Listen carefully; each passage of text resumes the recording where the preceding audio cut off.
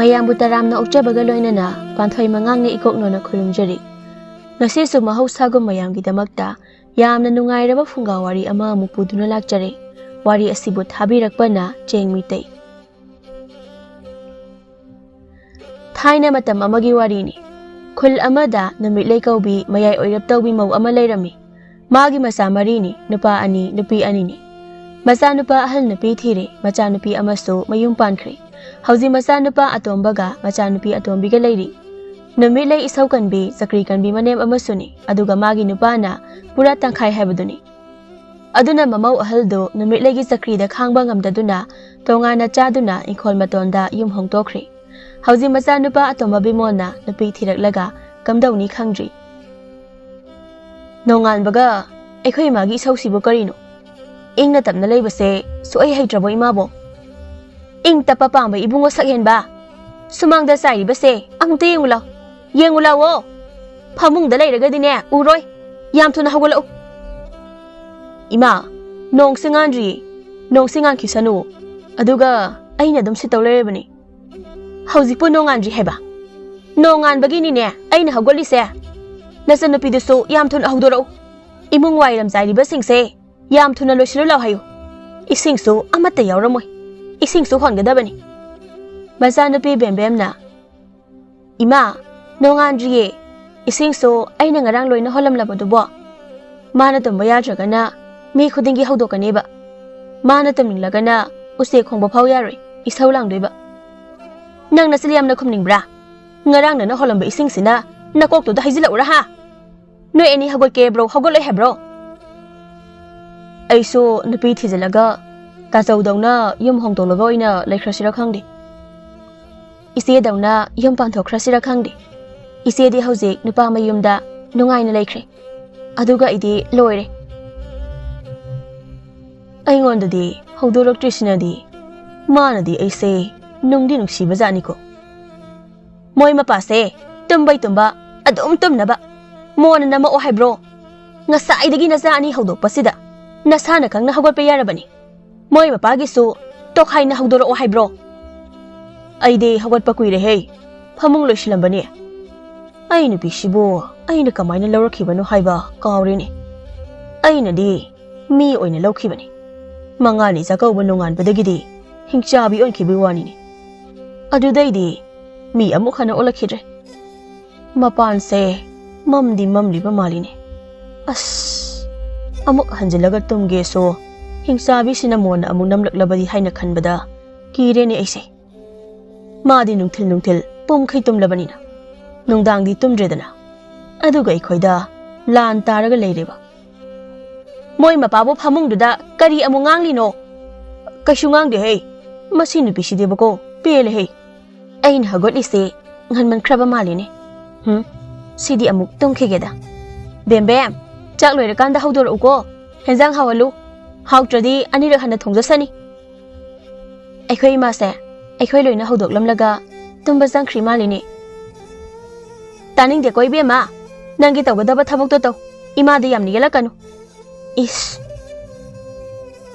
ꯕꯤꯃꯣꯜꯒ ꯕꯦꯝꯕꯦꯝꯒꯗꯣ ꯌꯨꯝꯒꯤ ꯇꯧꯒꯗꯕ ꯊꯕꯛ ꯏꯪꯈꯥꯡ ꯂꯣꯏꯁꯤꯟꯅꯩ꯫ ꯃꯄꯥꯁꯨ ꯃꯃꯥ ꯀꯤꯕꯗꯒꯤ ꯏꯪꯈꯣꯜ ꯇꯧꯕ ꯍꯧꯈ꯭ꯔꯦ꯫ ꯅꯨꯃꯤꯗꯥꯡ ꯋꯥꯏꯔꯝꯒꯤ ꯃꯇꯝ ꯌꯧꯔꯛꯄꯗ ꯕꯤꯃꯣꯜ ꯃꯥꯒꯤ ꯅꯨꯡꯁꯤꯅꯖꯕ ꯈꯨꯜ ꯋꯥꯡꯃꯗꯒꯤ ꯑꯕꯦꯝꯕꯤꯕꯨ ꯎꯅꯕ ꯃꯃꯥꯟꯅꯕ ꯑꯃꯒ ꯂꯥꯛꯏ꯫ ꯃꯔꯨꯞ, ꯑꯩꯗꯤ ꯑꯕꯦꯝꯕꯤꯒꯤ ꯈꯨꯠꯇꯞ ꯑꯗꯨꯒ ꯅꯣꯏ ꯏꯃꯥꯒꯤ ꯆꯀ꯭ꯔꯤꯗꯨꯒ ꯂꯩꯃꯤꯟꯅꯕ ꯌꯥꯗꯧꯕ ꯃꯥꯟꯗꯦꯕꯣ꯫ ꯌꯥꯕꯩꯗꯤ ꯁꯨꯛꯌꯥ ꯌꯥꯔꯣꯏꯗ, ꯑꯗꯨꯅꯅꯦ ꯑꯩꯅ ꯃꯊꯥ ꯌꯥꯝꯅ ꯁꯥꯔꯤꯁꯦ꯫ ꯍꯌꯦꯡ ꯏꯃꯥꯒꯤ ꯆꯀ꯭ꯔꯤꯗ ꯊꯧꯔꯤꯒ ꯌꯥꯜꯂꯒ ꯁꯤꯔꯝꯂꯗꯤꯅ ꯑꯃꯨꯛꯁꯨ ꯈꯜꯂꯤꯕꯅꯤ꯫ ꯑꯗꯨ ꯑꯣꯏꯔꯒꯅ ꯀꯥꯏꯅ ꯊꯣꯛꯂꯣꯗꯅ, ꯃꯤꯒꯤ ꯃꯆꯥ ꯋꯥꯍꯟꯒꯦꯅ ꯀꯣꯏꯔꯤꯔꯣ ꯅꯪꯒꯤꯗꯨꯕꯣ?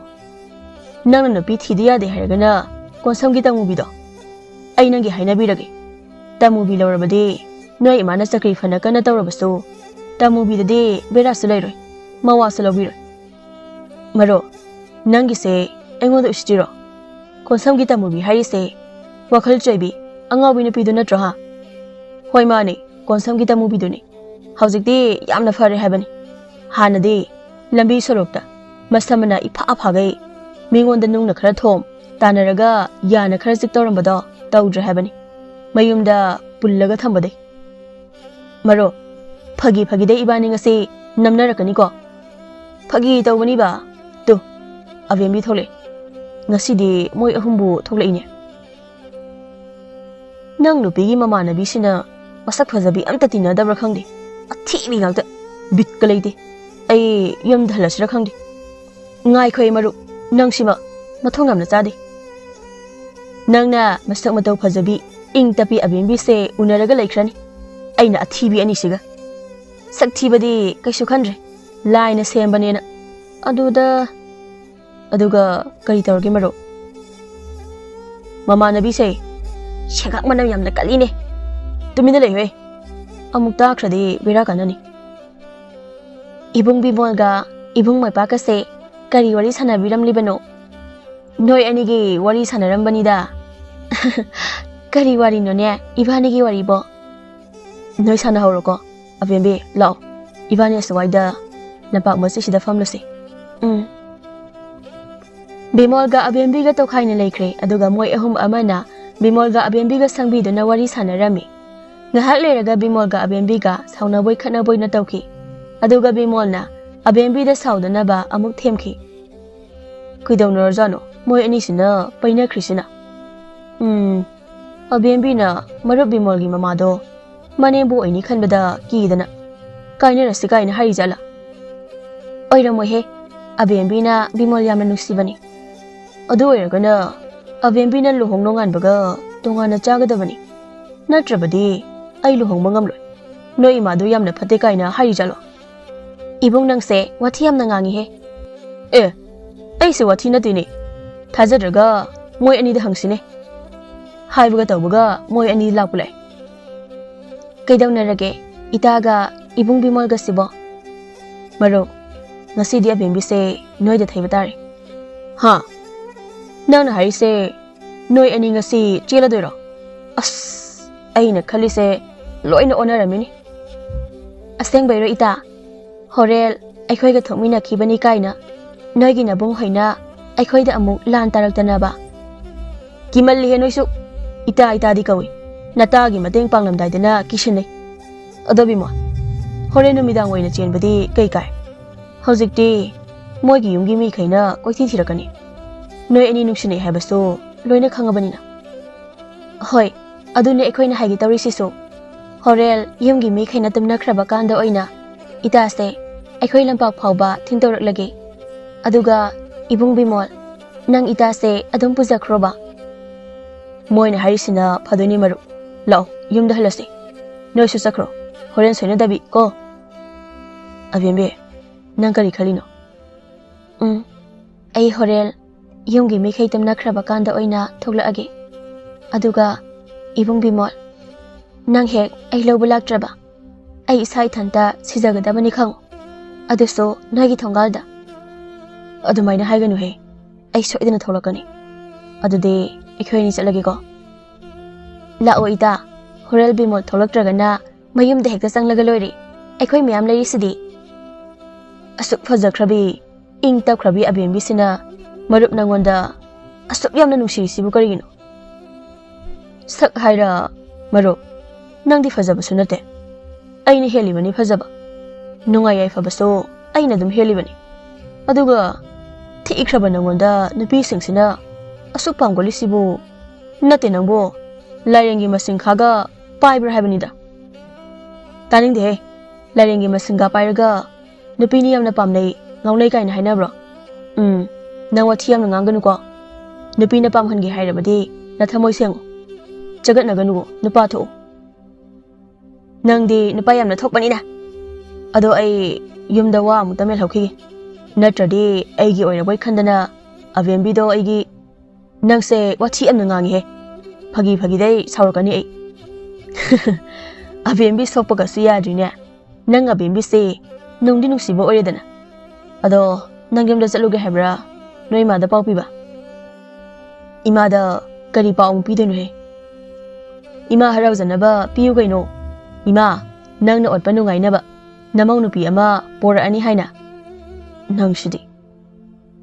Asomna namidang Bimolga Abembiga haina khibagi matung ina jelami.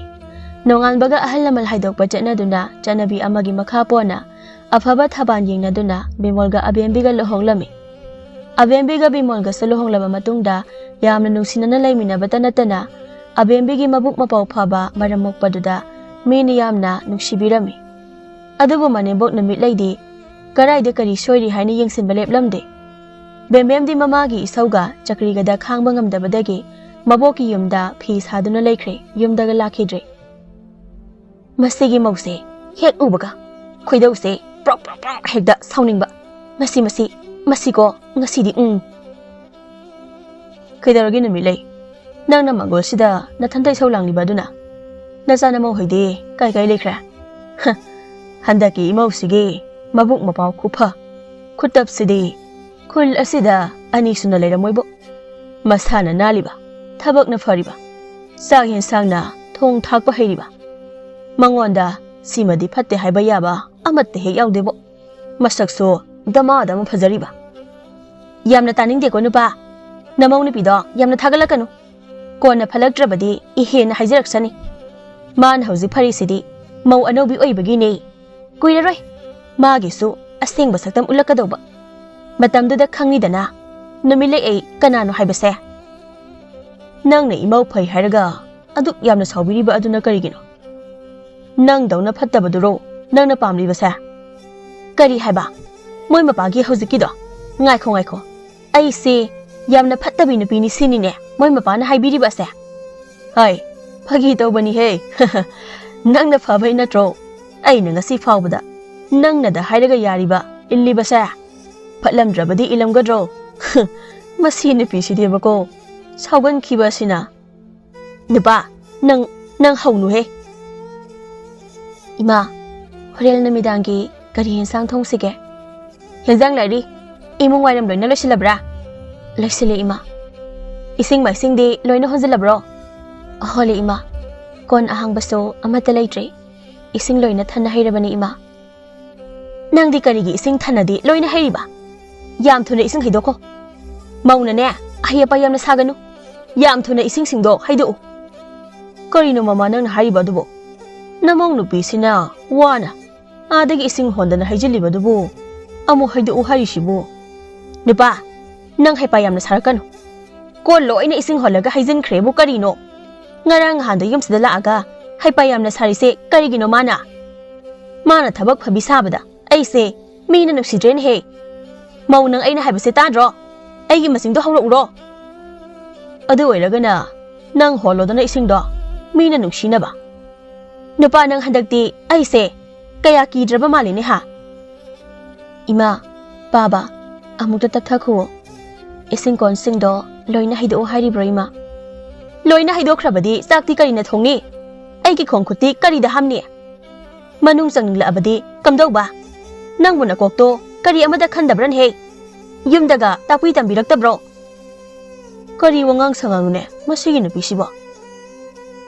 ꯏꯃꯥ, ꯁꯥꯎꯈꯤꯅꯨꯋꯣ꯫ ꯑꯩ ꯈꯔ ꯍꯩꯗꯣꯛꯂꯨꯔꯒꯦ, ꯑꯗꯨꯒ ꯏꯃꯥꯅ ꯄꯥꯝꯕ ꯍꯦꯟꯖꯥꯡ ꯑꯍꯥꯎꯕ ꯑꯃ ꯊꯣꯡꯂꯛꯂꯒꯦ꯫ ꯑꯩꯅ ꯉꯁꯥꯏꯗꯒꯤ ꯃꯧꯁꯦ ꯁꯥꯎꯅꯕ ꯍꯥꯏꯅ ꯇꯧꯔꯒ ꯁꯥꯎꯕꯒꯤ ꯃꯍꯨꯠꯇ ꯑꯩꯒꯤ ꯍꯦꯟꯖꯥꯡ ꯑꯍꯥꯎꯕ ꯑꯃ ꯊꯣꯡꯂꯛꯀꯦ ꯀꯥꯏꯅ ꯍꯥꯏꯔꯒ ꯆꯪꯈꯤꯅꯦ꯫ ꯅꯠꯇꯦ, ꯃꯁꯤꯒꯤ ꯃꯧꯁꯤꯕꯨ ꯃꯀꯣꯛ ꯆꯥꯛꯄꯖꯥꯠꯂꯣ?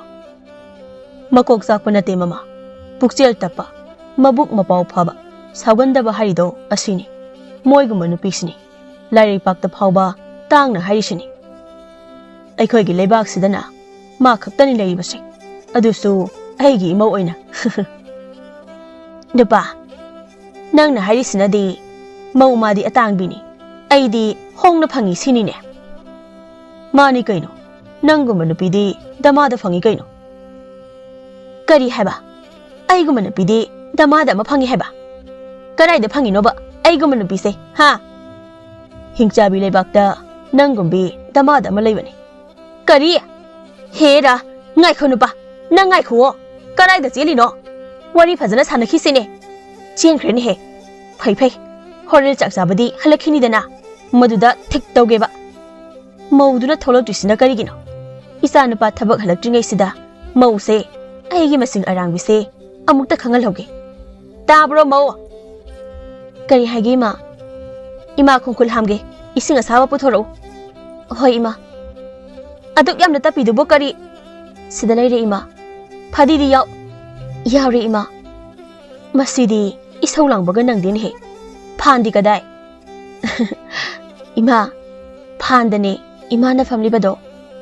Yamna dokning bro nang. Chak ti thong labra.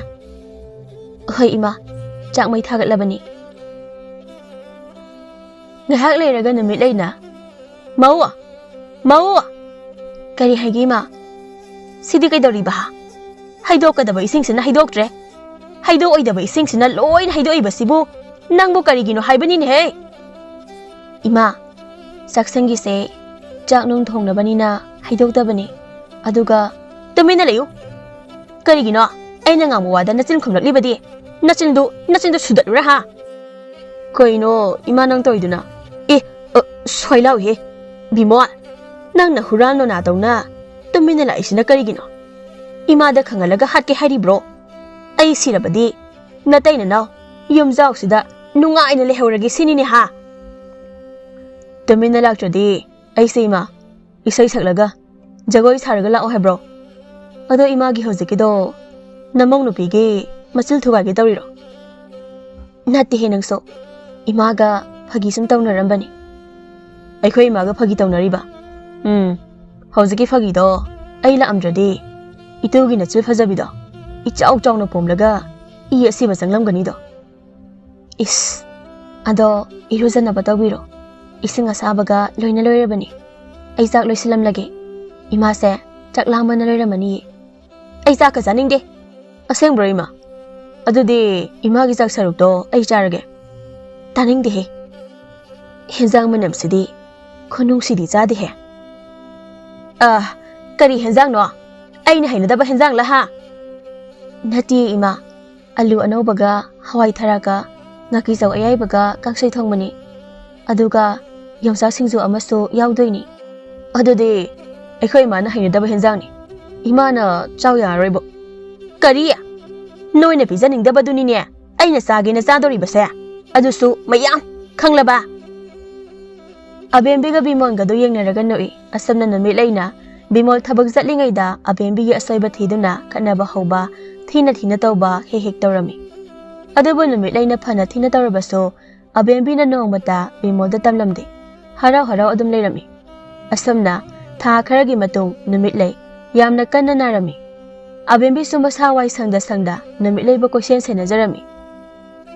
Imaw nupise, masasuway sangda. Manim sa krisigi ko siyan na seba dawri ba sibo. Waba na loy na manimi. Ama susunaradi, tuminadam hiplagalayo na.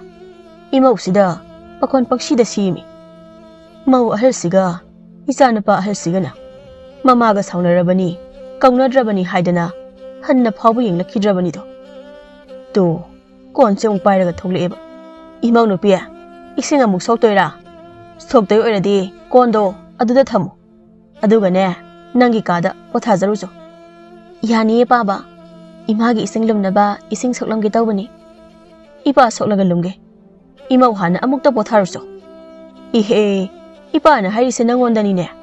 Masidi, pamandana, sumpang silaglabra sukhangdi. Ekhoy bembemduna.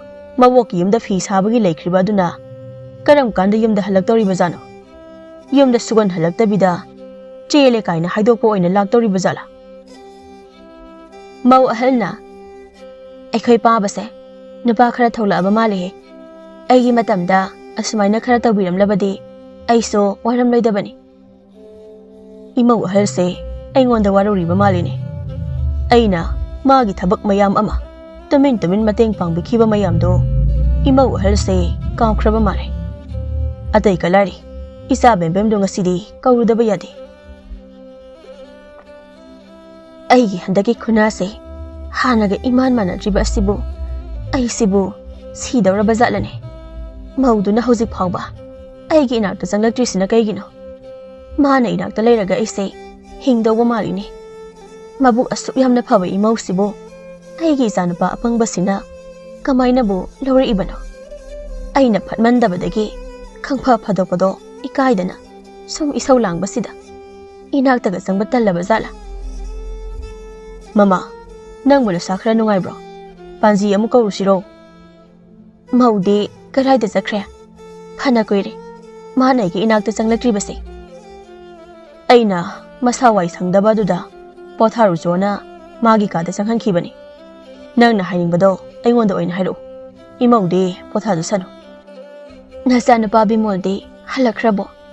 ꯃꯥꯅ ꯊꯕꯛ ꯆꯠꯂꯤꯕꯅꯤꯅ ꯅꯨꯡꯇꯤꯒꯤ ꯑꯗꯨꯝ ꯆꯠꯂꯤꯕꯗꯨꯕꯨ ꯀꯔꯤꯒꯤꯅꯣ? ꯑꯩꯈꯣꯏꯒꯤ ꯆꯥꯅ ꯊꯛꯅꯕ ꯐꯧ ꯆꯦꯡ ꯋꯥꯠꯇꯅ ꯂꯩꯇꯕꯁꯨ ꯅꯠꯇꯦ, ꯙꯝꯑꯥꯗ ꯑꯃ ꯂꯩꯔꯤꯕꯅꯤ꯫ ꯑꯗꯨꯒ ꯃꯥꯅ ꯊꯕꯛꯇ ꯄꯪꯆꯠꯇ ꯆꯠꯂꯒ ꯂꯩꯔꯤꯕ ꯑꯁꯤꯕꯨ ꯃꯥꯁꯨ ꯏꯆꯥ ꯑꯍꯜꯗꯧꯅ ꯌꯨꯝ ꯇꯣꯈꯥꯏꯅ ꯍꯣꯡꯗꯣꯛꯅꯕ ꯁꯦꯟ ꯇꯥꯜꯂꯤꯕ ꯖꯥꯠꯂꯣ? ꯍꯣꯏꯅꯦ, ꯅꯪꯅ ꯍꯥꯏꯔꯤꯕ ꯋꯥꯗꯨꯁꯨ ꯈꯟꯅꯕ ꯌꯥꯕ ꯋꯥꯅꯤꯅꯦ꯫ ꯏꯆꯥ ꯑꯍꯜꯒ ꯏꯃꯧ ꯑꯍꯜꯒꯁꯨ ꯅꯪꯒꯤ ꯆꯀ꯭ꯔꯤꯗ ꯈꯥꯡ ꯂꯥꯛꯄ ꯉꯝꯗꯗꯅ ꯇꯣꯉꯥꯟꯅ ꯌꯨꯝ ꯍꯣꯡꯗꯣꯛꯂꯒ ꯂꯩꯈꯤꯕꯅꯤꯅꯦ꯫ ꯃꯣꯏ ꯑꯅꯤꯗꯧꯅ ꯕꯤꯃꯣꯜꯁꯨ ꯍꯣꯡꯗꯣꯛꯈ꯭ꯔꯕꯗꯤ ꯏꯕꯥꯅꯤꯗꯪ ꯂꯩꯍꯧ ꯇꯥꯕꯅꯤꯅꯦ꯫ ꯌꯥꯔꯣꯏ ꯌꯥꯔꯣꯏ, ꯃꯣꯏ ꯑꯅꯤꯗꯤ ꯑꯩꯒ ꯂꯩꯒꯗꯕꯅꯤ꯫ ꯏꯃꯧ ꯅꯨꯄꯤ ꯑꯇꯣꯝꯕꯤꯁꯤꯗꯤ ꯄꯨꯟꯁꯤ ꯆꯨꯞꯄ ꯑꯩꯒ ꯂꯩꯃꯤꯟꯅꯒꯗꯕꯅꯤ꯫ ꯍꯥꯏꯁꯤꯅꯗꯤ ꯑꯩꯒꯤ ꯏꯃꯧ ꯅꯨꯄꯤ ꯑꯇꯣꯝꯕꯤꯁꯤ ꯐꯅ ꯀꯨꯏꯅ ꯋꯥꯗꯧꯔꯤꯅꯦ꯫ ꯃꯣꯏ ꯃꯄꯥ, ꯑꯩ ꯍꯧꯖꯤꯛꯇꯤ ꯐꯔꯕꯅꯤꯅꯦ꯫ ꯑꯩꯅ ꯍꯥꯟꯅ ꯐꯅ ꯐꯠꯇ꯭ꯔꯕꯁꯨ ꯍꯧꯖꯤꯛ ꯏꯃꯧ ꯅꯨꯄꯤ ꯑꯇꯣꯝꯕꯤꯁꯤꯅ ꯑꯩꯕꯨ ꯑꯐꯕ ꯃꯃꯥ ꯃꯅꯦꯝꯕꯣꯛ ꯑꯃ ꯍꯥꯏꯕꯗꯣ ꯑꯣꯏꯍꯜꯂꯕꯅꯤꯅꯦ꯫ ꯑꯗꯨꯅꯅꯦ ꯑꯩ ꯕꯤꯃꯣꯜꯒ ꯏꯃꯧꯒꯗꯤ ꯑꯩꯉꯣꯟꯗꯒꯤ ꯂꯥꯞꯅ ꯆꯠꯍꯟꯕ ꯁꯨꯛꯌꯥ ꯌꯥꯔꯣꯏꯀꯣ꯫ ꯍꯧꯖꯤꯛꯀꯤ ꯋꯥꯁꯤꯡꯗꯣ ꯑꯃꯨꯛꯀ ꯍꯜꯂꯒ ꯍꯥꯏꯔꯛꯎꯅꯦ ꯃꯣꯏ ꯃꯃꯥ, ꯇꯥꯕ ꯌꯥꯝꯅ ꯅꯨꯡꯉꯥꯏꯕꯒꯨꯝ ꯇꯧꯏ꯫ ꯅꯨꯡꯉꯥꯏꯅꯤ ꯅꯪ꯫ ꯃꯣꯏ ꯃꯄꯥ, ꯕꯤꯃꯣꯜ ꯂꯥꯛꯑꯕ꯭ꯔꯥ ꯑꯃꯨꯛꯇ ꯌꯦꯡꯉꯨꯁꯣ꯫ ꯂꯥꯛꯑꯕꯗꯤ ꯏꯃꯥꯒꯤꯗ ꯂꯥꯛꯑꯣ ꯍꯥꯏꯌꯣ, ꯑꯩ ꯋꯥꯔꯤ ꯁꯥꯒꯦ꯫ ꯅꯠꯇ꯭ꯔꯕꯗꯤ ꯃꯥꯁꯨ ꯃꯌꯥꯝꯕꯗꯧꯅ ꯁꯥꯎꯔꯒ ꯑꯃꯨꯛ ꯆꯠꯈꯤꯅꯤ꯫ ꯍꯣꯏ ꯍꯣꯏ, ꯉꯁꯤꯗꯤ ꯑꯩꯒꯤ ꯍꯤꯡꯆꯥꯕꯤꯁꯦ ꯃꯤꯔꯣꯜ ꯂꯣꯜꯂꯛꯄꯒꯨꯝ ꯇꯧꯏꯗ꯫ ꯁꯤꯕꯨ ꯑꯩꯅ ꯁꯦꯔꯥꯜ ꯇꯨꯔꯥꯜ ꯇꯥꯔꯤꯕ꯭ꯔꯥꯅꯦ? ꯅꯨꯃꯤꯠ ꯈꯔꯅꯤ ꯂꯩꯔꯒ ꯅꯨꯃꯤꯠ ꯂꯩꯅ ꯅꯥꯕ ꯐꯔꯛꯄꯗ ꯃꯃꯧ ꯑꯕꯦꯝꯕꯤꯒꯤ ꯁꯦꯕꯥꯗ ꯄꯦꯜꯂꯗꯨꯅ ꯃꯥꯒꯤ ꯆꯀ꯭ꯔꯤꯗꯨꯁꯨ ꯌꯥꯝꯅ ꯐꯔꯤ꯫ ꯃꯆꯥꯅꯨꯄꯥ ꯕꯤꯃꯣꯜꯁꯨ ꯊꯕꯛ ꯆꯠꯍꯟꯗꯅ ꯃꯄꯥꯒ ꯂꯧ ꯏꯪꯈꯣꯜ ꯑꯣꯏꯅ ꯁꯨꯃꯤꯟꯅꯔꯤ꯫ ꯍꯧꯖꯤꯛꯇꯤ ꯑꯕꯦꯝꯕꯤꯁꯨ ꯃꯆꯥꯅꯨꯄꯥ ꯑꯃ ꯐꯪꯖꯔꯦ꯫ ꯃꯆꯥꯅꯨꯄꯤ ꯕꯦꯝꯕꯦꯝꯁꯨ ꯊꯪꯅꯕ ꯈꯨꯜ ꯑꯃꯗ ꯆꯦꯟ ꯆꯣꯡ ꯇꯧꯗꯨꯅ ꯃꯃꯥ ꯅꯨꯃꯤꯠ ꯂꯩꯅ ꯕꯦꯝꯕꯦꯝꯕꯨ ꯌꯥꯝ ꯐꯖꯅ ꯂꯨꯍꯣꯡꯕꯤꯔꯝꯃꯤ꯫ ꯍꯧꯖꯤꯛ ꯅꯨꯃꯤꯠ ꯂꯩꯒꯤ ꯋꯥꯈꯜꯁꯦ ꯌꯥꯝꯅ ꯍꯔꯥꯎꯕ ꯍꯥꯏꯗꯨ ꯑꯣꯏꯔꯛꯄꯒ ꯕꯦꯝꯕꯦꯝꯒꯤ ꯃꯅꯦꯝꯗꯨꯗꯤ ꯅꯨꯃꯤꯠ ꯂꯩꯒꯨꯝꯕꯤ ꯃꯅꯦꯝ ꯑꯃ ꯍꯥꯏꯗꯨ ꯑꯣꯏꯕꯅ ꯕꯦꯝꯕꯦꯝꯕꯨ ꯌꯥꯝꯅ ꯊꯤꯅ ꯊꯤꯅ ꯑꯣꯠꯄꯤꯔꯝꯃꯤ꯫ ꯄꯥꯎ ꯑꯁꯤ ꯇꯥꯕꯗ ꯅꯨꯃꯤꯠ ꯂꯩ ꯇꯨꯝꯕ ꯆꯥꯕ ꯈꯪꯈꯤꯗ꯭ꯔꯦ꯫ ꯑꯩꯕꯨ ꯕꯦꯝꯕꯦꯝꯗꯨꯕꯨ ꯂꯧꯕꯤꯔꯨꯕꯅ ꯐꯗꯧꯔꯤꯕ꯭ꯔꯅꯦ? ꯑꯩꯅ ꯑꯩꯒꯤ ꯏꯃꯧꯁꯤꯡꯗ ꯊꯤꯅ ꯊꯤꯅ ꯇꯧꯔꯨꯕꯗꯨꯒꯤ ꯃꯍꯩꯔꯅꯦ ꯑꯩꯒꯤ ꯏꯆꯥ ꯕꯦꯝꯕꯦꯝꯗ ꯉꯁꯤ ꯊꯣꯛꯂꯤꯕ ꯑꯁꯤꯕꯣ? ꯏꯃꯥ, ꯀꯩꯗꯧꯔꯒꯦ? ꯏꯃꯥꯅ ꯊꯋꯥꯏ ꯅꯨꯡꯉꯥꯏꯇꯅ ꯂꯩꯔꯤꯕ ꯑꯗꯨꯕꯣ? ꯏꯃꯧ ꯅꯨꯄꯤ, ꯉꯁꯤꯗꯤ ꯏꯃꯥꯁꯦ ꯊꯋꯥꯏ ꯈꯔ ꯅꯨꯡꯉꯥꯏꯇꯦꯅꯦꯍꯦ꯫ ꯏꯃꯥꯅ ꯏꯆꯥ ꯏꯃꯧꯁꯤꯡꯗ ꯊꯤꯅ ꯊꯤꯅ ꯇꯧꯔꯨꯕꯅꯔꯥ ꯉꯁꯤꯗꯤ ꯑꯩꯒꯤ ꯏꯆꯥ ꯕꯦꯝꯕꯦꯝꯕꯨꯁꯨ ꯑꯩꯒꯨꯝꯕꯤ ꯃꯅꯦꯝ ꯐꯠꯇꯕꯤ ꯑꯃ ꯊꯦꯡꯅꯔꯨꯗꯨꯅ ꯏꯆꯥꯗꯣ ꯌꯥꯝꯅ ꯑꯣꯠꯄꯤꯔꯕ ꯃꯥꯜꯂꯤꯅꯦ꯫ ꯑꯩꯗꯤ ꯆꯤꯟ ꯈꯛꯇ ꯐꯠꯇꯕꯅꯤ, ꯃꯣꯏ ꯃꯅꯦꯝꯗꯨꯗꯤ ꯈꯨꯠꯁꯨ ꯌꯥꯎꯏ ꯍꯥꯏꯅꯦ꯫ ꯑꯗꯣ ꯏꯃꯥ, ꯕꯦꯝꯕꯦꯝꯗꯣ ꯌꯨꯝꯗ ꯃꯇꯝ ꯈꯔ ꯊꯝꯂꯁꯤꯔꯣ? ꯊꯝꯁꯤꯔꯅꯁꯨ ꯈꯜꯂꯤꯕꯅꯤ, ꯑꯗꯨꯕꯨ ꯃꯥꯁꯨ ꯌꯨꯝ ꯄꯥꯜꯂꯕꯅꯤꯅ ꯃꯥꯅ ꯉꯝꯅꯕ ꯑꯗꯨꯝ ꯂꯩꯍꯜꯂꯁꯤꯔ ꯍꯥꯏꯅꯁꯨ ꯑꯃꯨꯛ ꯈꯜꯂꯤꯕ꯫ ꯑꯩꯈꯣꯏ ꯕꯦꯝꯕꯦꯝꯒꯤ ꯅꯨꯄꯥꯗꯨꯕꯨ ꯀꯔꯤ ꯑꯃꯠꯇ ꯍꯥꯏꯗꯕ ꯖꯥꯠꯂꯣ? ꯃꯃꯥ ꯌꯥꯝꯅ ꯀꯤ ꯍꯥꯏꯅꯦ꯫ ꯑꯩꯒꯤ ꯏꯆꯥ ꯕꯤꯃꯣꯜꯒꯨꯝꯕ ꯅꯠꯇꯕ ꯃꯥꯜꯂꯤꯅꯦ꯫ ꯃꯆꯥꯅꯨꯄꯤ ꯑꯃ ꯂꯩꯕꯗꯨꯁꯨ ꯌꯥꯝꯅ ꯐꯠꯇꯦ ꯍꯥꯏ꯫ ꯊꯕꯛ ꯃꯅꯥ ꯑꯃꯠꯇ ꯁꯨꯗꯕꯤꯗ ꯏꯁꯧꯗ ꯄꯪꯂꯥꯡꯗ ꯂꯥꯡꯕ ꯃꯥꯜꯂꯤ꯫ ꯑꯩꯈꯣꯏꯗ ꯐꯠꯇꯕꯗꯤ ꯑꯩ ꯈꯛꯇꯅꯤ, ꯃꯣꯏꯒꯤꯗꯤ ꯑꯅꯤꯅꯤ ꯍꯥꯏꯅꯦ꯫ ꯑꯩꯒꯤ ꯏꯆꯥ ꯕꯦꯝꯕꯦꯝꯗꯨꯅ ꯑꯩꯒꯤ ꯃꯤꯍꯨꯜ ꯈꯔ ꯍꯦꯛ ꯌꯥꯎꯔꯕꯗꯤ ꯐꯒꯗꯧꯕ, ꯃꯄꯥꯗꯧꯅ ꯇꯧꯕꯅꯤꯅ ꯃꯁꯤꯗ ꯀꯞꯇꯨꯅꯇ ꯂꯩꯔꯝꯗꯧꯔꯤꯕꯅꯤꯗꯣ꯫ ꯏꯃꯥ, ꯅꯆꯥꯅꯨꯄꯥꯒ ꯑꯩꯒ ꯍꯌꯦꯡ ꯕꯦꯝꯕꯦꯝ ꯍꯣꯏꯗ ꯆꯠꯂꯨꯒꯦꯁꯦ꯫ ꯃꯑꯣꯡꯗꯨ ꯌꯦꯡꯂꯒ ꯌꯨꯝꯗ ꯄꯨꯔꯛꯄ ꯌꯥꯕ꯭ꯔꯥ ꯌꯦꯡꯒꯦ꯫ ꯍꯣꯏ ꯍꯣꯏ, ꯍꯩꯃꯧ, ꯑꯉꯥꯡ ꯍꯧꯕ ꯃꯥꯜꯂꯤ, ꯑꯃꯨꯛꯇ ꯂꯧꯈꯠꯂꯨꯆꯣ꯫ ꯍꯣꯏ ꯏꯃꯥ꯫ ꯈꯣꯏꯗꯧꯁꯦ ꯑꯣꯟꯊꯣꯛꯅ ꯁꯥꯎꯅꯤꯡꯈ꯭ꯔꯦꯗꯀꯣ꯫ ꯃꯣꯏ ꯃꯅꯦꯝꯗꯨꯕꯨ ꯑꯩꯉꯣꯟꯗꯒꯤ ꯍꯦꯟꯅ ꯐꯠꯇꯕ ꯖꯥꯠꯂꯅꯦ꯫ ꯋꯥꯔꯤ ꯋꯥꯇꯥꯏ ꯁꯥꯟꯅꯕꯗꯗꯤ ꯅꯣꯛꯃꯤ ꯌꯥꯝꯅ ꯐꯕ ꯃꯥꯜꯂꯤ꯫ ꯁꯨꯝ ꯍꯦꯟꯖꯤꯜꯂꯛꯑꯕꯗꯤ ꯆꯥꯛ ꯆꯔꯥ ꯑꯃ ꯀꯧꯔꯒ ꯇꯞ ꯇꯥꯒꯩ ꯐꯨꯔꯒ ꯊꯥꯈꯤꯅꯤꯁꯦ꯫ ꯑꯩꯅ ꯀꯩꯗꯧꯔꯨꯕꯅꯣꯗꯅ ꯐꯥꯗꯣꯔꯛꯄ ꯑꯁꯤꯗꯕ꯫ ꯃꯊꯪꯒꯤ ꯅꯨꯃꯤꯠꯀꯤ ꯅꯨꯃꯤꯗꯥꯡ ꯋꯥꯏꯔꯝ ꯑꯕꯦꯝꯕꯤꯒ ꯕꯤꯃꯣꯜꯒꯗꯣ ꯕꯦꯝꯕꯦꯝ ꯍꯣꯏꯗꯒꯤ ꯍꯜꯂꯛꯏ꯫ ꯅꯃꯧꯒ ꯅꯆꯥꯅꯨꯄꯥꯒ ꯍꯜꯂꯛꯏꯅꯦ ꯃꯃꯥ꯫ ꯏꯕꯨꯡꯉꯣ, ꯅꯆꯥꯅꯨꯄꯤꯗꯣ ꯄꯨꯔꯛꯇ꯭ꯔꯕ꯭ꯔꯣ? ꯅꯠꯇꯦ, ꯏꯆꯥꯗꯨꯕꯨ ꯀꯃꯥꯏꯅꯕꯨ ꯇꯧꯍꯧꯔꯤꯒꯦ ꯍꯥꯏꯕꯅꯤꯅꯦ꯫ ꯏꯃꯥ, ꯃꯣꯏ ꯃꯃꯥꯗꯣ ꯑꯩꯈꯣꯏ ꯂꯥꯛꯄꯗꯕꯨꯗꯤ ꯌꯥꯝꯅ ꯐꯖꯅ ꯇꯧꯕꯤꯔꯛꯏ, ꯑꯗꯣ ꯀꯌꯥ ꯐꯔꯝꯗꯧꯕ ꯅꯨꯄꯤꯗꯤ ꯃꯥꯟꯗꯦ꯫ ꯃꯥ ꯎꯕꯗ ꯑꯩꯈꯣꯏ ꯕꯦꯝꯕꯦꯝꯗꯣ 이끼 이빠 ꯄꯥꯈꯠꯅ ꯎꯏ ꯃꯀꯨꯕꯣꯛꯇꯨꯗꯤ ꯑꯙꯥꯃꯣꯔꯥ ꯍꯥꯏ ꯑꯗꯨꯝꯅ ꯍꯥꯏꯅꯨꯅꯦ ꯃꯤꯒꯤ ꯃꯄꯥꯗ ꯈꯔ ꯄꯥꯟꯕ꯭ꯔꯥ ꯑꯩ ꯁꯥꯎꯔꯛꯎꯔ ꯃꯃꯥ ꯅꯪ ꯄꯥꯕ ꯌꯥꯔꯦ ꯑꯃꯨꯛꯇ ꯒ꯭ꯌꯥꯟ ꯇꯥꯅ ꯐꯝꯈꯨ ꯏꯃꯧ ꯅꯨꯄꯤꯅ ꯈꯥꯝꯕꯩ ꯐꯔꯕꯅꯤ ꯅꯠꯇ꯭ꯔꯕꯗꯤ ꯑꯗꯣ ꯏꯃꯧ ꯅꯨꯄꯤ ꯏꯁꯨꯗꯣ ꯑꯩꯉꯣꯟꯗ ꯄꯤꯔꯛꯎ ꯑꯩ ꯑꯃꯨꯛ ꯄꯝꯒꯦ ꯏꯃꯧ ꯋꯥꯕꯅ ꯂꯣꯏꯔꯝꯂꯒꯅꯤ ꯃꯆꯟꯅꯨꯄꯤꯗꯨꯗꯤ ꯂꯩꯍꯧꯗ꯭ꯔꯥ ꯃꯥꯗꯤ ꯑꯩꯈꯣꯏꯗ ꯀꯧꯕꯨ ꯀꯧꯔꯛꯇꯦꯗ ꯏꯃꯥ ꯑꯗꯨꯒ ꯑꯩꯈꯣꯏ ꯕꯦꯝꯕꯦꯝꯗꯣ ꯃꯅꯦꯝꯅ ꯊꯤꯅ ꯐꯨꯕꯤꯕꯒ ꯌꯥꯎꯕ ꯃꯥꯜꯂꯦ ꯈꯨꯜꯒꯤ ꯃꯤꯁꯤꯡꯅ ꯑꯩꯈꯣꯏꯗ ꯇꯨꯃꯤꯟꯅ ꯍꯥꯏꯔꯛꯄꯅꯤ ꯌꯨꯝꯗ ꯄꯨꯕꯤꯈ꯭ꯔꯣꯅ ꯑꯗꯨꯗꯤ ꯀꯣꯛ ꯍꯦꯛ ꯄꯨꯕꯤꯔꯛꯄ ꯌꯥꯗ꯭ꯔꯣ ꯅꯣꯏ ꯑꯅꯤꯕꯨ ꯕꯦꯝꯕꯦꯝꯗꯣ ꯇꯜꯂꯤ ꯍꯥꯏꯍꯧꯏꯅꯦ ꯃꯅꯦꯝꯕꯣꯛꯇꯨꯅꯁꯨ ꯌꯥꯍꯧꯗꯦꯅꯦ ꯑꯗꯨꯗꯕꯨ ꯀꯃꯥꯏꯅ ꯅꯝꯗꯅ ꯄꯨꯔꯛꯇꯣꯏꯅꯣ ꯑꯩꯅꯦ ꯃꯤ ꯌꯥꯝꯅ ꯍꯥꯠꯅꯤꯡꯉꯤꯗ ꯑꯩ ꯍꯥꯠꯅꯤꯡꯉꯨꯅꯨ ꯅꯪꯁꯨ ꯏꯃꯧ ꯑꯅꯤꯁꯤꯗ ꯌꯥꯝ ꯊꯤꯅ ꯇꯧꯈꯤꯕꯗꯣ ꯑꯗꯨꯒꯤ ꯃꯍꯩꯅꯤ ꯉꯁꯤ ꯑꯩꯒꯤ ꯏꯆꯥꯅꯨꯄꯤꯅ ꯐꯪꯂꯤꯕꯁꯦ ꯏꯆꯥꯅꯨꯄꯤ ꯑꯍꯜꯗꯨꯁꯨ ꯌꯥꯝꯅ ꯋꯥꯔꯦ ꯍꯥꯏꯕꯅꯤ ꯏꯀꯥꯏꯗꯅ ꯑꯩꯈꯣꯏꯗ ꯈꯪꯍꯜꯂꯛꯇꯕꯒꯤ ꯋꯥꯅꯤ ꯀꯔꯤ ꯍꯥꯏꯕ ꯃꯄꯥ ꯏꯆꯥꯅꯨꯄꯤ ꯑꯍꯜꯒꯤ ꯃꯃꯥꯗꯨꯗꯤ ꯌꯥꯝꯅ ꯐꯕꯗꯥꯏꯅꯦ ꯃꯃꯥꯗꯤ ꯐꯩ ꯅꯌꯥ ꯅꯨꯄꯥꯗꯣ ꯈꯔ ꯉꯥꯎꯁꯤꯟꯅꯕ ꯃꯥꯜꯂꯤꯅꯦ ꯃꯗꯨꯁꯨ ꯆꯥꯛ ꯆꯔꯥ ꯑꯃ ꯀꯧꯔꯒ ꯐꯖꯅ ꯋꯥꯔꯛꯇꯕ ꯌꯥꯔꯣꯏꯗꯧꯔꯤ ꯑꯗꯨꯅ ꯐꯔꯗ꯭ꯔꯥ ꯃꯣꯏ ꯃꯄꯥ 이마가 빠바가기 와리시디 이마 뱀뱀도 아이나부디 와리 파스나 사람바니 마사누피도소 루홍다라바 말리 아두나 마담 खरे येंगलसे याद याद्रगना इसेगा इगा चटलागा ममादो थबक तौगे इमावा नांगबो सावबगा हैब्रने इमा सावबा फत्तबा खक्तना असुंबा लंबी पोरकदबा नति मतमदुदा येंगसे होय ꯅꯪꯅ ꯍꯥꯏꯔꯕꯅꯤꯅ ꯌꯦꯡꯂꯁꯤ ꯑꯁꯨꯝꯅ ꯊꯥ ꯈꯔ ꯑꯃꯨꯛ ꯍꯧꯈ꯭ꯔꯦ ꯕꯦꯝꯕꯦꯝ ꯅꯨꯄꯥꯒꯤ ꯃꯆꯟꯅꯨꯄꯤꯁꯨ ꯂꯨꯍꯣꯡꯕꯁꯨ ꯂꯣꯏꯈ꯭ꯔꯦ ꯅꯣꯡꯃꯗꯤ ꯕꯦꯝꯕꯦꯝꯒ ꯃꯥꯒꯤ ꯅꯨꯄꯥꯒꯗꯣ ꯃꯄꯥꯝꯗ ꯂꯥꯛꯂꯝꯃꯤ ꯃꯌꯥ ꯅꯨꯄꯥ ꯑꯗꯨꯅ ꯏꯃꯥ ꯄꯥꯕ ꯈꯣꯏꯔꯝꯗ꯭ꯔꯁꯨ ꯌꯥꯔꯦꯅꯦ ꯂꯥꯛꯑꯣ ꯏꯃꯨꯡꯗ ꯆꯪꯁꯤ ꯀꯔꯤꯅꯣ ꯅꯣꯏ ꯑꯅꯤꯅ ꯄꯨꯔꯛꯏꯕꯁꯤꯅ ꯄꯨꯔꯛꯇ꯭ꯔꯕꯁꯨ ꯌꯥꯔꯕꯗꯨꯕꯣ ꯋꯥꯕꯅꯕꯨ ꯂꯣꯏꯔꯝꯃꯅꯤꯅꯦ 이야 누바 시다 파무네 이빠가 와리 샤시네 ꯍꯣꯏ ꯄꯥꯕ ꯕꯦꯝꯕꯦꯝ ꯑꯩ ꯐꯤ ꯄꯤꯔꯛꯀꯦ ꯍꯥꯟꯅ ꯍꯣꯡꯇꯣꯛꯎ ꯂꯥꯛꯑꯣ ꯏꯃꯥ ꯄꯨꯈ꯭ꯔꯤꯗꯒꯤ ꯉꯥ ꯐꯥꯁꯤꯔꯥ ꯃꯧ ꯑꯍꯜꯅ ꯅꯥꯇꯩꯒ ꯕꯤꯃꯣꯜꯒꯅ ꯐꯥꯖꯔꯛꯑꯁꯅꯤ ꯊꯣꯡꯕꯗꯤ ꯑꯕꯦꯝꯕꯤ ꯅꯪ ꯑꯣꯏꯅ ꯊꯣꯡꯉꯨꯍꯦ ꯅꯪꯅ ꯊꯣꯡꯂꯒ ꯍꯥꯎꯏ ꯆꯥꯛꯄꯨꯗꯤ ꯑꯩ ꯊꯣꯡꯂꯛꯂꯒꯦ ꯍꯣꯏ ꯏꯆꯦ ꯑꯉꯥꯡꯗꯣ ꯑꯩꯉꯣꯟꯗ ꯄꯤꯔꯝꯃꯣꯅꯦ ꯃꯧ ꯅꯪꯕꯣ ꯑꯩꯈꯣꯏ ꯏꯃꯨꯡꯁꯦ ꯍꯧꯖꯤꯛꯇꯤ ꯌꯥꯝꯅ ꯅꯨꯡꯉꯥꯏꯔꯕ ꯃꯥꯜꯂꯦꯀꯣ 이마나 파락바다에 카라디 누가이라바 말레 이싸기 칸바다 아무 누가이팜 칸드리 이마 아이기서 허직디 와비르누오 아이서 허직디 누가이레 이마 아생브라니 이베마 허이 이마 이나마 아니서비나 딱비람바와 카라도 마담 카라 와르스와나 라이박 옌바니 아콘바다디 마이팍레 아두가니 이마 이네보키 루나 타우자비 마사누피도 아다 마네보카 마쿠보카나 파자나 우티 옷꿈 옷비라바 말리 아두다게 에코이 이네복소 기한 다크레 아이나 미기 마사다 올라디 아이기 이사이수수 메기 염다 레이라바 칸다 아무 옷비 하이바세 이베마 낭기 와도 나네복다부디 하이바 오이람가니에보 이마다수 팔리고 아숨바니 이사나 하리바 와도 아두나네 아이코이 오이크라수 노이디 이마다우나 팟다부 오이가누고